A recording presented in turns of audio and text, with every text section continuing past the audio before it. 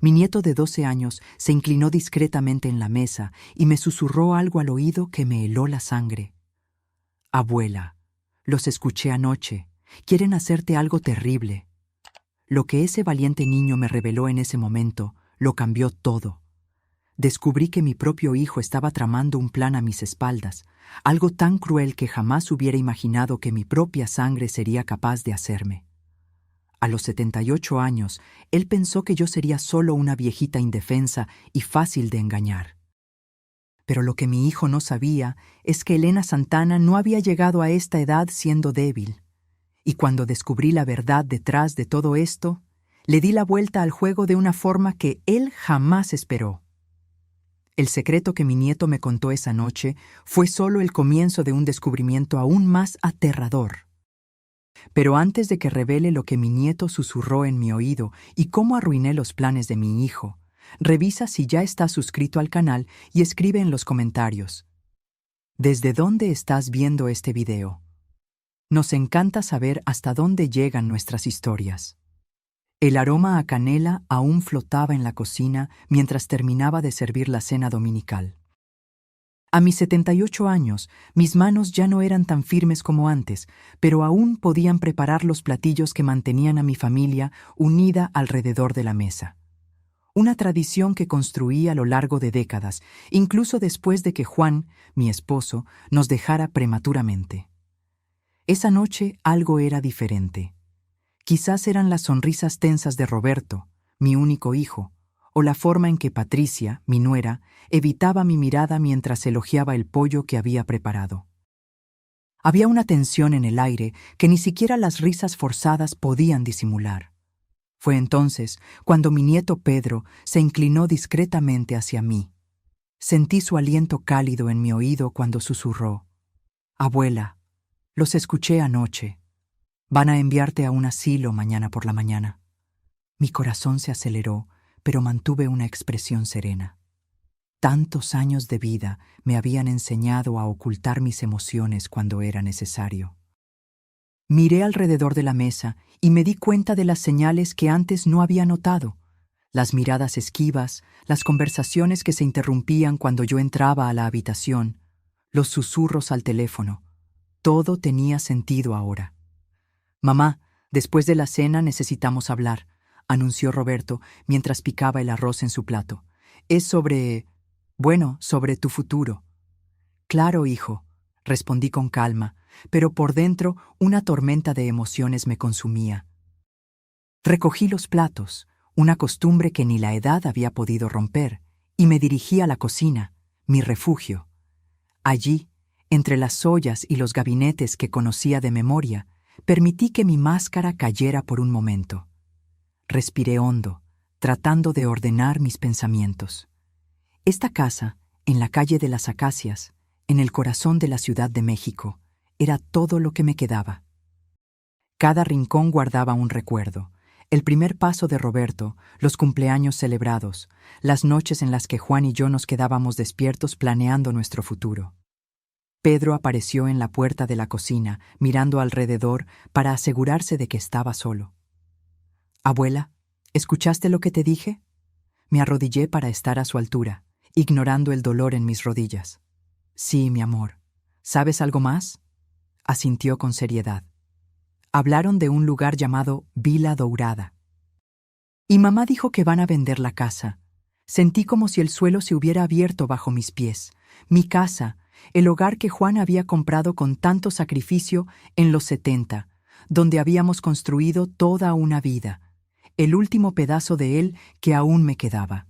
Después de la cena, cuando todos se fueron, subí a mi habitación con el corazón pesado. La casa parecía extrañamente silenciosa, como si las paredes supieran lo que se avecinaba. Abrí el cajón de la cómoda donde guardaba mis documentos personales y allí estaban. Papeles que no recordaba haber visto antes. Con manos temblorosas, tomé el primer documento. Era un contrato para una residencia de ancianos llamada Vila Dourada, con fecha de ingreso para el siguiente lunes, mañana, y la firma de Roberto Santana como responsable. El segundo papel fue el que me hizo tambalear: un contrato de venta de la casa con mi propia firma. ¿Cómo era esto posible? No recordaba haber firmado nada de esto. Entonces, como un rayo, la memoria regresó. Hace 3 meses, Roberto había llegado con una pila de papeles, diciendo que eran actualizaciones del seguro de salud y documentos del banco. Había firmado sin leer, confiando ciegamente en mi hijo. ¡Qué vieja idiota y confiada!, susurré para mí misma.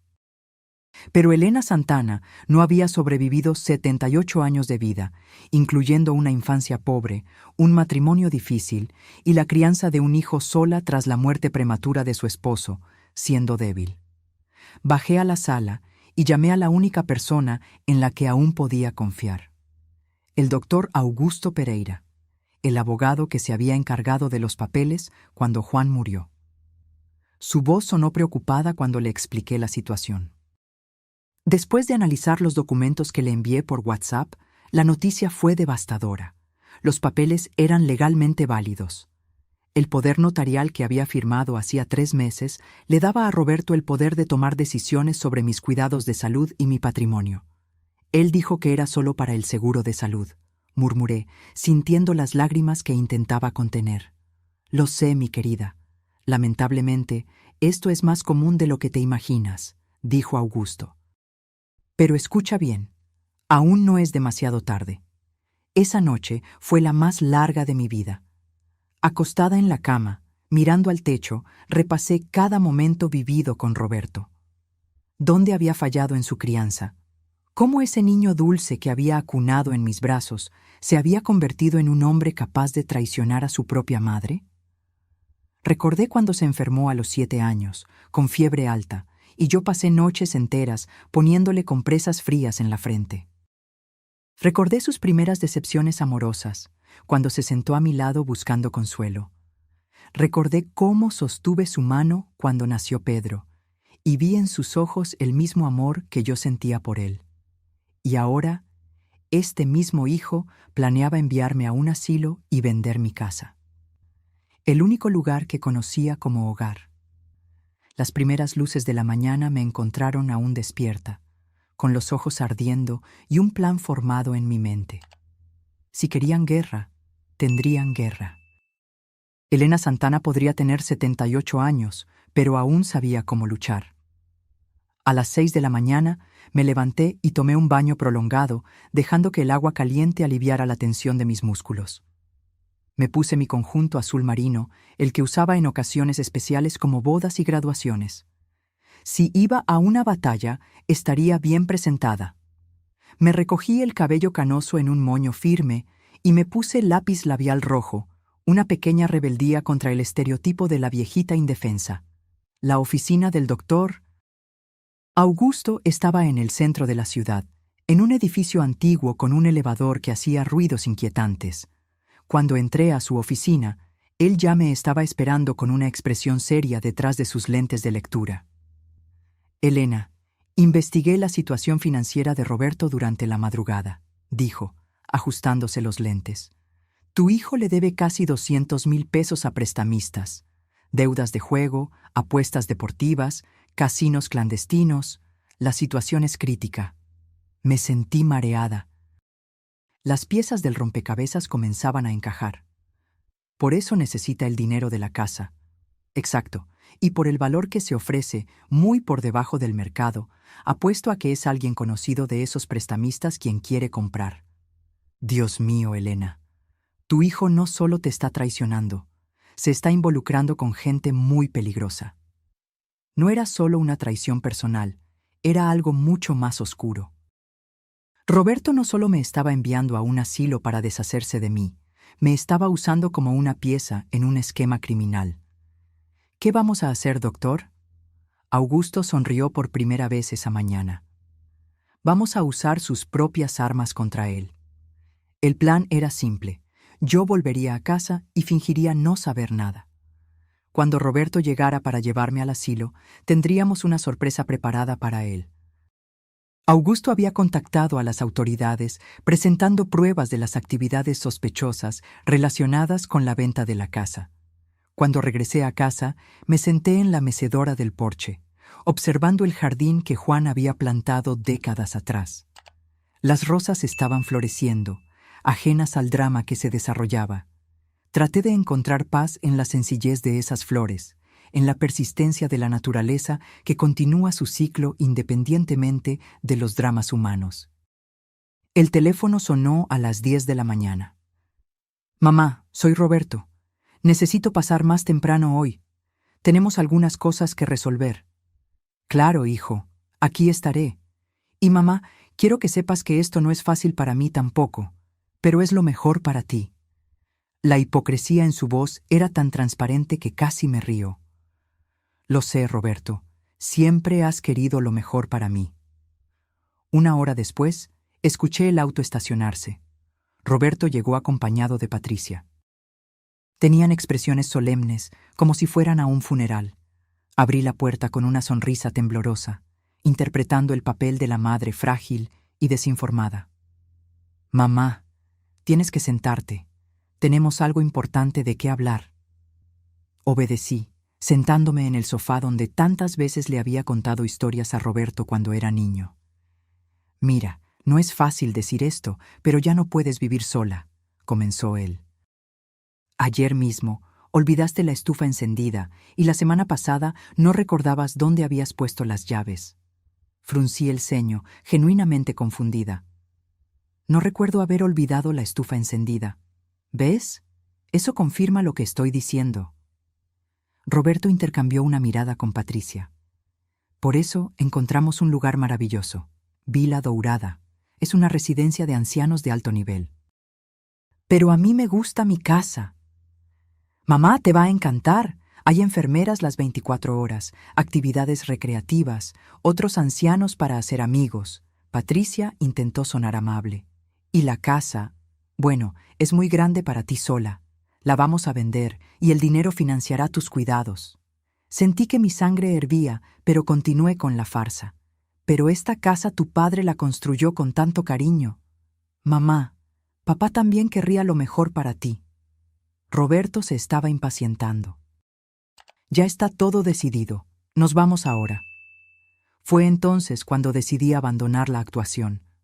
Enderecé mi espalda, levanté la barbilla y miré directamente a los ojos de mi hijo. «Roberto, hijo, ¿cuánto tiempo llevas creyéndome tonta?» Roberto y Patricia se miraron confundidos. «¿Cómo que mamá?» Me levanté del sofá de repente, sintiendo una fuerza que no sabía que aún tenía. «¿Cuánto tiempo llevan pensando que no sé de tus deudas de juego, de los 200,000 pesos que le debes a prestamistas, del hecho de que me engañaron para firmar un poder notarial fraudulento?»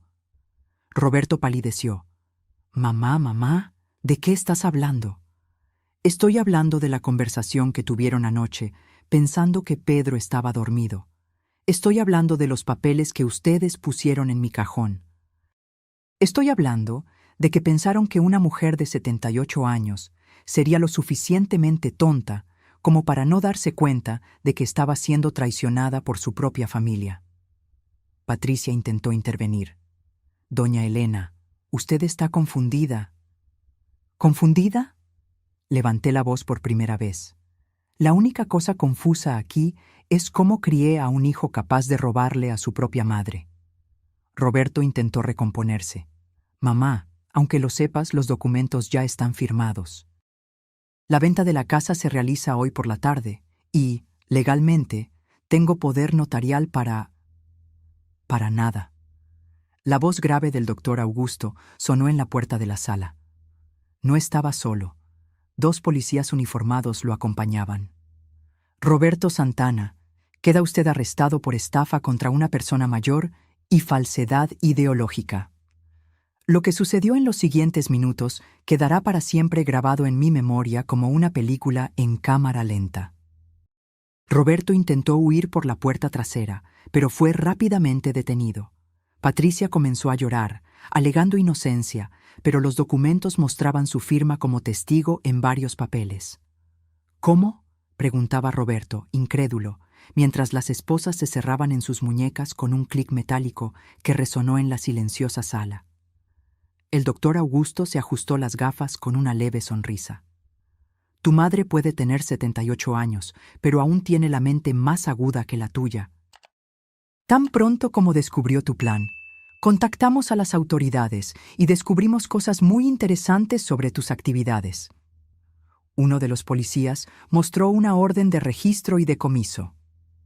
Señor Roberto, además de la estafa, está siendo investigado por asociación con el narcotráfico. Los prestamistas a los que le debe dinero son conocidos nuestros. Me volví a sentar, sintiendo de repente todo el peso de la situación. No era solo una traición familiar.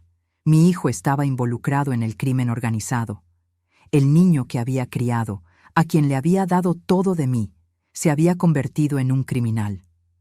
¡Mamá! ¡Mamá! Roberto intentó acercarse, pero fue impedido por los policías. «Mamá, por favor, no», levanté la mano, interrumpiendo sus súplicas. «Ya no eres mi hijo. Mi hijo murió el día en que decidiste tratarme como basura». Las palabras salieron duras, cortantes, pero necesarias. Por dentro, mi corazón se partía en 1000 pedazos, pero no podía mostrar debilidad. No ahora. Mientras Roberto y Patricia eran escoltados hacia la salida, noté una pequeña figura parada en la puerta. Pedro estaba allí, con los ojos muy abiertos y llenos de lágrimas. No me había dado cuenta de que mi nieto había presenciado toda la escena. «¡Abuela!», corrió a mis brazos, sollozando. No sabía que papá y mamá habían hecho cosas tan malas. Abracé a mi nieto, sintiendo que al menos una persona de la familia todavía valía la pena. «No te preocupes, mi amor. A veces los adultos toman decisiones muy malas, pero tú no eres responsable de las decisiones de tus padres». El doctor Augusto se acercó con una expresión grave. «Elena, tengo que contarte el resto. Hay más. La casa que querían venderle al amigo de Roberto en realidad se usaría como laboratorio de drogas. Por eso el precio era tan bajo. Querían usar tu propiedad para actividades criminales». Sentí una náusea repentina. La magnitud de la traición era aún mayor de lo que imaginaba. Mi propio hijo estaba dispuesto a usar la casa que su padre construyó con tanto amor para actividades criminales. Dios mío, pero ahora se acabó. Los contratos son nulos, el poder notarial fue cancelado y tu casa sigue siendo tuya. Pedro me miró con ojos asustados. «Abuela, ¿qué va a pasar conmigo?». Esa era la pregunta que más temía. Con sus padres en la cárcel, Pedro quedaría prácticamente huérfano. Miré a ese niño, tan parecido a Roberto a su misma edad, pero con un corazón tan diferente, y supe lo que debía hacer. «Doctor Augusto, ¿puedo solicitar la custodia de Pedro?». El abogado sonrió. «Ya preparé los papeles. A los 78 años normalmente sería complicado, pero, dadas las circunstancias excepcionales y el hecho de que has demostrado estar en plena capacidad mental y física, creo que lo lograremos». En las semanas siguientes, mi vida se transformó por completo. Entre audiencias en el tribunal, testimonios y la burocracia para obtener la custodia de Pedro, apenas tuve tiempo para procesar todo lo que había sucedido. El caso de Roberto llegó a los titulares de los periódicos locales. «Hijo intenta internar a madre anciana para vender casa a narcotraficantes». La vergüenza pública se sumó a mi dolor personal. Algunas noches, después de que Pedro se dormía, me permitía llorar en silencio en la habitación. Lloraba por el hijo que había perdido, por el sueño destruido de una familia unida, por la traición que nunca imaginé sufrir a manos de quien más amaba. Pero cuando salía el sol, me secaba las lágrimas y seguía adelante. Por Pedro y por mí misma.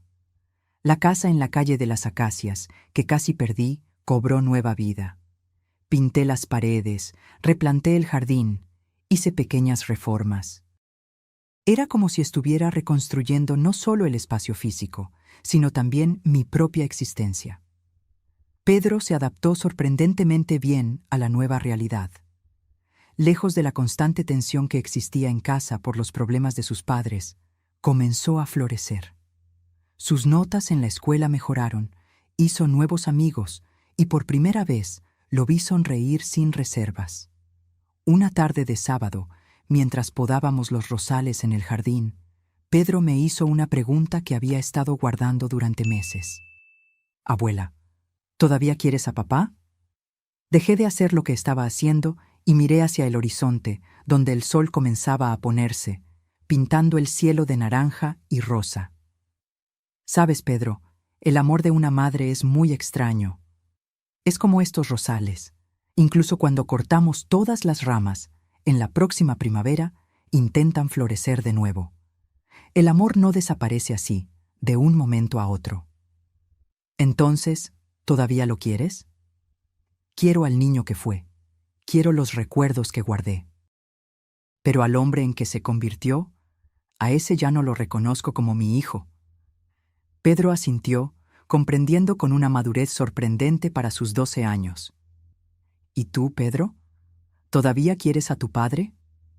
Se quedó en silencio por un momento, pensativo. Creo que sí, pero también estoy muy enojado con él. Y triste. Abracé a mi nieto, sintiendo su pequeño cuerpo contra el mío. Está bien sentir enojo y tristeza, es parte de querer a alguien. Esa noche, después de que Pedro se durmió, me senté en el porche, contemplando las estrellas. Pensé en Juan, mi esposo, y me pregunté qué diría si pudiera ver todo esto. Imaginé que estaría orgulloso de mi fuerza, pero triste por el destino de nuestro hijo. Los meses pasaron, se convirtieron en estaciones, y las estaciones en años. La vida encontró un nuevo ritmo para nosotros. A los 80 años, descubrí alegrías que no imaginaba posibles en esta etapa de la vida. Comencé a tomar clases de pintura 3 veces por semana en la Casa de Cultura del barrio. Mis dedos arrugados, que una vez temblaban al sostener un cubierto, ahora bailaban con pinceles sobre el lienzo, creando paisajes coloridos que decoraban las paredes de nuestra casa. Pedro, ahora de 14 años, se había convertido en un adolescente responsable y cariñoso. Alto y esbelto, con rasgos que cada día recordaban menos a Roberto y más a su abuelo Juan, me cuidaba con la misma dedicación con la que yo lo cuidaba a él. Creamos una rutina reconfortante. Él iba a la escuela por la mañana, yo a mis clases de pintura o al grupo de lectura en la biblioteca. Por la tarde, preparábamos la cena juntos, contándonos las historias del día. Rara vez hablábamos de Roberto o Patricia. Era como si hubiéramos acordado en silencio dejar el pasado en el pasado. Pedro ocasionalmente recibía cartas de su padre, desde la prisión, pero yo nunca le preguntaba el contenido, y él nunca se ofrecía a compartirlo. Una mañana de domingo, 2 años después de aquella fatídica cena que cambió nuestras vidas, estábamos preparando el almuerzo juntos. Pedro había aprendido a hacer la salsa de tomate exactamente como yo le enseñé, y ahora se encargaba de esa parte mientras yo preparaba la pasta. El sonido del timbre nos tomó por sorpresa.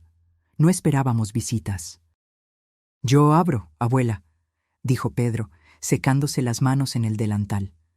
Minutos después, regresó a la cocina con una expresión que no pude descifrar de inmediato. Estaba pálido, con los labios ligeramente temblorosos. «Abuela, es papá». Sentí que mi corazón se aceleraba. «¿Roberto?»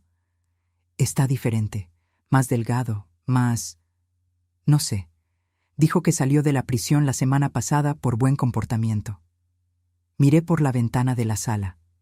Allí estaba Roberto, parado en la puerta, visiblemente nervioso. Realmente estaba más delgado, con el cabello canoso prematuramente, y había algo diferente en su postura, una humildad que nunca antes había visto. «¿Qué quieres hacer, abuela?» Miré a mi nieto, dándome cuenta de cuánto había crecido, no solo físicamente, sino emocionalmente. Era lo suficientemente maduro para entender la complejidad de la situación. «¿Qué crees que deberíamos hacer, Pedro?» Él pensó por un momento. «Creo que al menos deberíamos escuchar lo que tiene que decir. Pero eso no significa que lo vamos a perdonar u olvidar». Juntos caminamos hacia la puerta. Roberto estaba visiblemente emocionado al vernos. Sus ojos, tan parecidos a los míos, estaban llorosos. «Mamá, Pedro, Su voz era casi un susurro. Mantuve mi voz neutral, protegiendo mi corazón. Roberto, yo no sé ni por dónde empezar. Sé que no tengo derecho a estar aquí. Sé que no merezco ni que me miren, pero... Pedro se cruzó de brazos, protector conmigo. Pero necesito que sepan que estos 2 años me hicieron entender lo que hice, la magnitud del daño que causé. Roberto comenzó a llorar abiertamente. Mamá, casi destruyo a la mujer que me dio la vida. Traicioné a la persona que más me amó en todo el mundo. Permanecí en silencio, observando cada gesto, cada expresión, buscando señales de falsedad. En la prisión tuve tiempo para pensar, mucho tiempo, y me di cuenta de que no era adicto solo al juego. Era adicto a la idea de tener dinero fácil, de no tener responsabilidades, de ser un niño mimado, incluso siendo un hombre de 47 años. ¿Y qué?, preguntó Pedro, aún desconfiado. Y que entendí que ustedes hicieron lo correcto.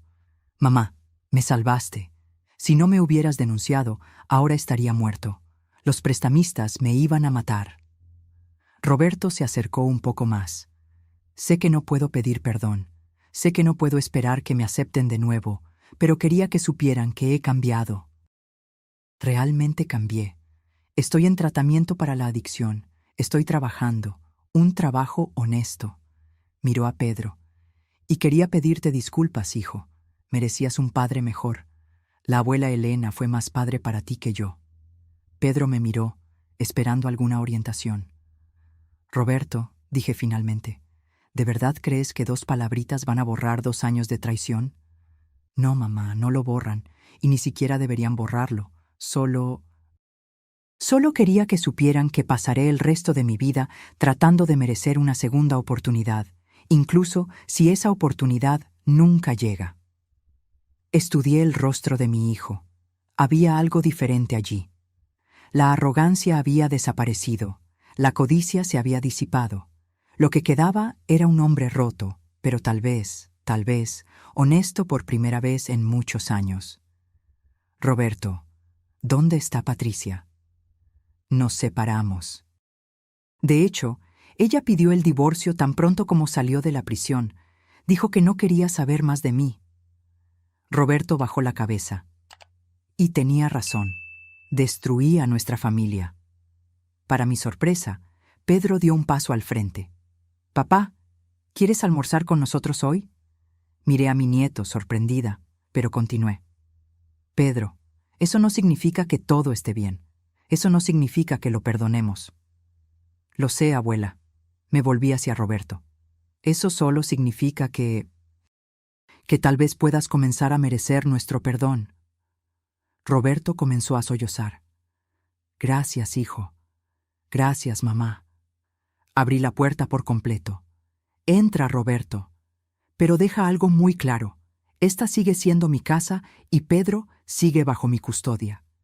Si quieres volver a ser parte de esta familia, será bajo mis condiciones». «Sí, mamá, como quieras». El almuerzo de ese domingo fue el más extraño que hemos tenido. Pedro hablaba sin parar, tratando de llenar el silencio incómodo entre Roberto y yo. Mi hijo comía lentamente, saboreando cada bocado como si fuera la primera comida decente en años, y tal vez lo era.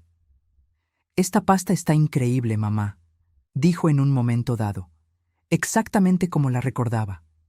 Asentí sin decir nada. Una parte de mí quería creer que había cambiado, que el tiempo en la cárcel lo había transformado. Pero otra parte, más cautelosa, más herida, me recordaba que confiar ciegamente ya me había costado demasiado caro. Después del almuerzo, mientras Pedro lavaba los platos, Roberto me pidió que habláramos a solas en el porche. Nos sentamos en las mecedoras, como lo hacíamos cuando era niño, y yo le contaba historias antes de dormir. «Mamá, sé que las palabras no significan nada ahora», comenzó, «pero quiero que sepas que llevo 1 año y medio limpio. Ya no juego, ya no bebo. Estoy trabajando en un taller mecánico cerca de la prisión. El dueño contrata a exconvictos. Les da una segunda oportunidad». «¿Y qué esperas ahora, Roberto? ¿Que te abra los brazos y te diga que todo está bien? ¿Que olvide que intentaste internarme en un asilo y vender mi casa a narcotraficantes? Él negó con la cabeza. No, mamá, no espero nada. Solo quería poder ver a Pedro de vez en cuando y saber cómo estás. Tal vez algún día merecer tu perdón. Miré el jardín, a los rosales que había podado con Pedro, ahora cargados de flores rojas. ¿Sabes qué fue lo que más me dolió, Roberto? No fue la traición en sí, fue darme cuenta de que ya no me veías como tu madre, como un ser humano. Yo era solo un estorbo, un obstáculo entre tú y el dinero. Lo sé, susurró, y me odio por eso todos los días. Nos quedamos en silencio por un largo tiempo, solo el crujido de las mecedoras llenando el aire. Puedes ver a Pedro los domingos, dije finalmente, aquí, en esta casa, mientras yo esté presente. Si él quiere verte, claro. Gracias, mamá, es más de lo que merezco. ¿Y Roberto? Sí. Si en algún momento siento que estás siendo una mala influencia para él, o que nos estás mintiendo de nuevo, estarás fuera de nuestra vida para siempre. ¿Entendido? Entendido. Perfectamente. Esa noche, después de que Roberto se fue, Pedro y yo tuvimos una larga conversación. Le expliqué que perdonar no significa olvidar o permitir que te lastimen de nuevo.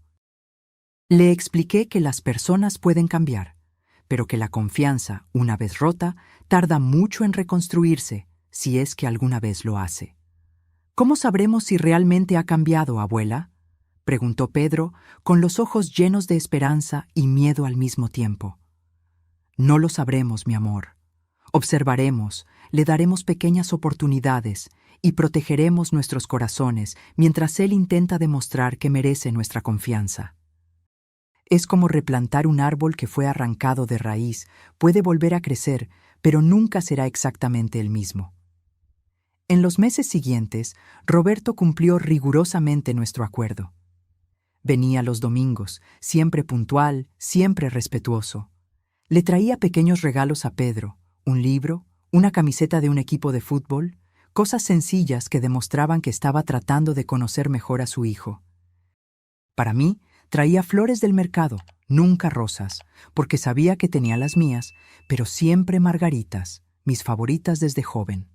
Lentamente, como una herida que cicatriza, comenzamos a crear una nueva dinámica familiar. No era la familia que teníamos antes, esa estaba irremediablemente perdida. Era algo nuevo, construido sobre las ruinas del pasado, pero con cimientos más sólidos, honestidad, respeto, límites claros. Un domingo, casi un año después de su regreso, Roberto llegó con una expresión diferente. Parecía nervioso, pero de una manera buena, como alguien a punto de compartir una noticia importante. «Mamá, Pedro, tengo algo que contarles», dijo durante el almuerzo. «Me ascendieron en el taller.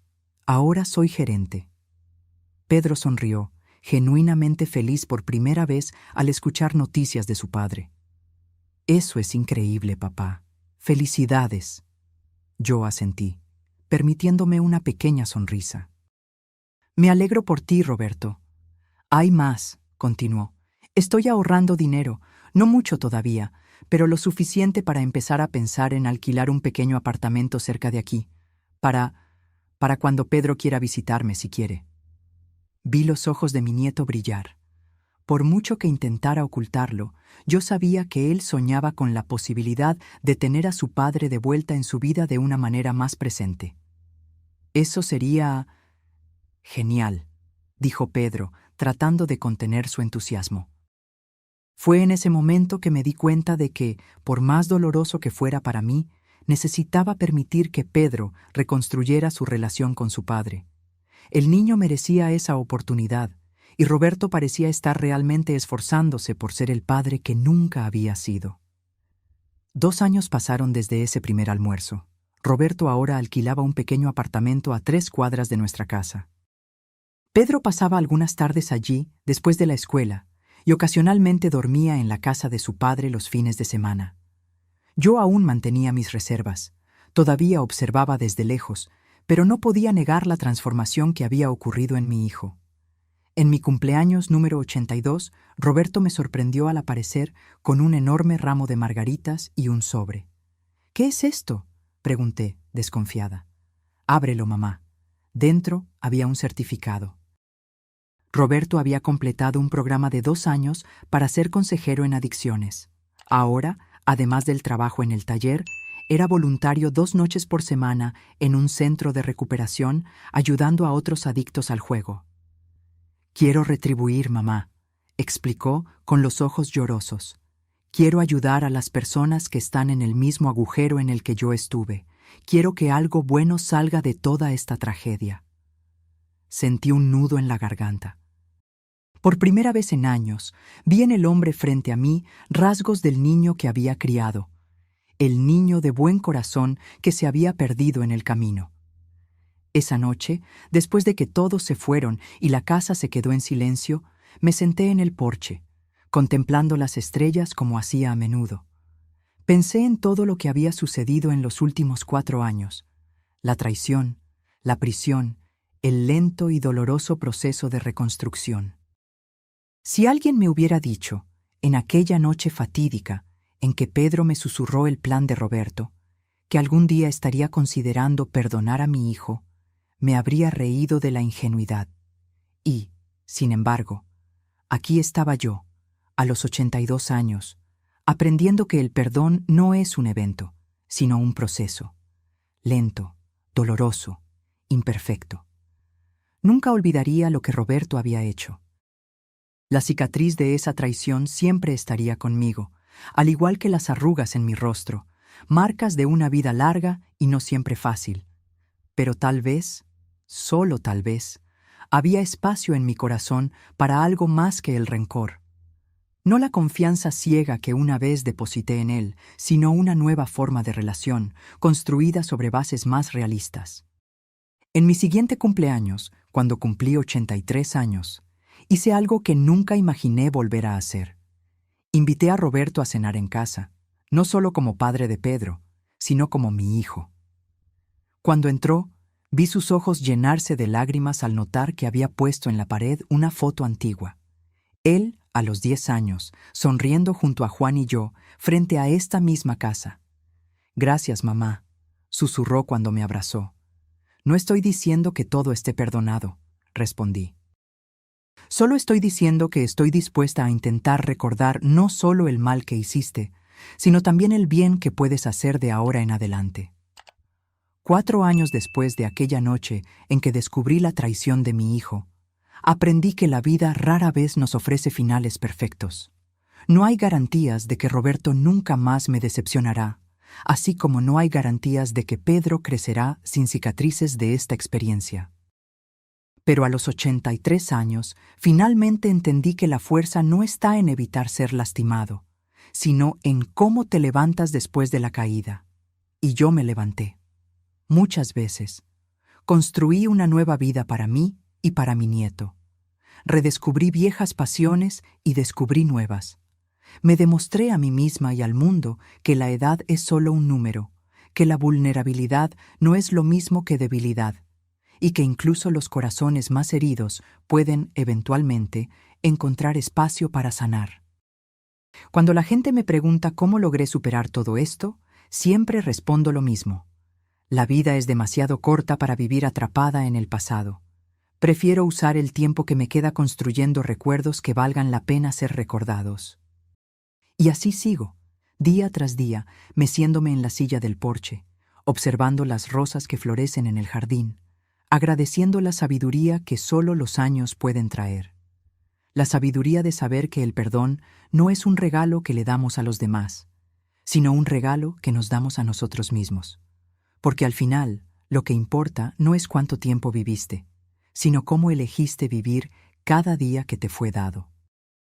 Y yo elegí vivir con dignidad, con coraje y, eventualmente, con un corazón capaz de perdonar sin olvidar. Esta es mi verdadera herencia, no la casa en la calle de las Acacias, sino las lecciones que dejaré para Pedro y para todos los que conozcan mi historia. Ahora, si te gustó esta historia, haz clic en el próximo video que aparece en la pantalla,